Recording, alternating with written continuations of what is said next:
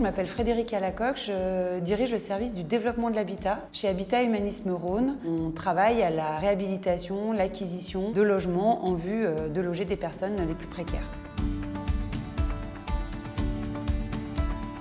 Le domaine des Cales, c'est une maison de maître et un corps de ferme qu'on a entièrement réhabilité.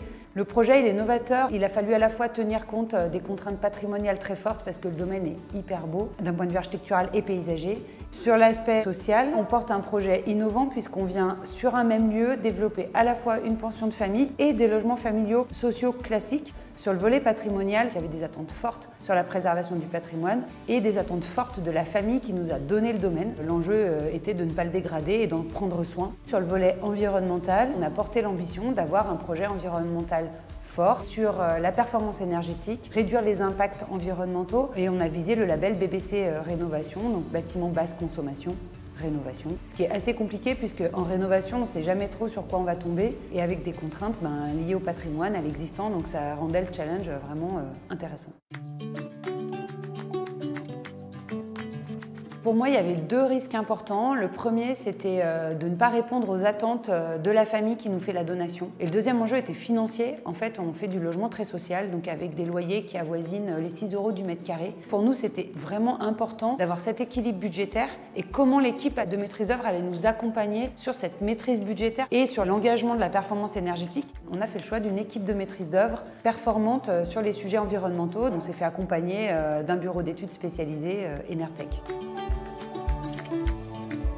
Sont intervenus dès le départ en programmation à nos côtés, en conception pour dimensionner l'ensemble des équipements et comment on allait répondre aux exigences de la norme.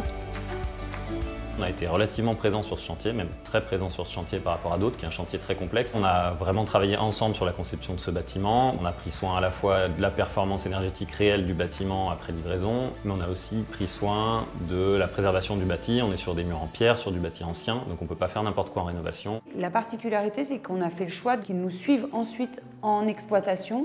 Donc ils ont une mission pour nous accompagner sur les 2 premières années de vie du bâtiment. On a une mission de suivi de chantier et après les risques c'est une mauvaise réalisation, que ce soit au niveau de l'isolation, de l'étanchéité à l'air, c'est pour nous de rater des choses. Il y a toujours aussi des risques d'estimation des consommations et après il y a l'usage réel des gens. Nous avons décidé avec Enertech d'avoir une clause d'engagement sur la performance énergétique parce que nous on avait besoin d'être rassurés sur le fait que tout ce qui était conçu et prévu en conception, qui était quand même plus coûteux que des méthodes traditionnelles, il y allait avoir un réel gain. Cette clause d'engagement énergétique qu'on a fait sur ce projet, on s'est engagé sur la performance obtenue après 2 ans de travaux et on a une pénalité Enertech si on n'atteint pas cette performance. Enertech a mis en place des outils de suivi au sein du bâtiment. Il y a une clause qui dit qu'il a un montant supplémentaire de rémunération si la performance est au rendez-vous. C'était aussi pour s'assurer de l'implication et de l'engagement du bureau d'études à nos côtés. Nous, on a besoin de la confiance du maître d'ouvrage pour pouvoir mener les projets aussi loin que ce qu'on a envie de les mener. On a vraiment envie que le projet aille au plus loin possible de la performance énergétique, que de faire des projets vertueux. Quand le maître d'ouvrage ne nous suit pas là-dedans, s'il n'est pas en appui avec nous, on n'arrive pas à aller là où on veut. Travailler avec des partenaires de confiance, c'est indispensable pour faire des beaux projets en fait. On est content du résultat obtenu sur l'Issieux. Ça a été un sacré suivi auprès des entreprises. Il a fallu qu'on forme les entreprises en fait sur le chantier au fur et à mesure. Au final, on est arrivé à un résultat satisfaisant.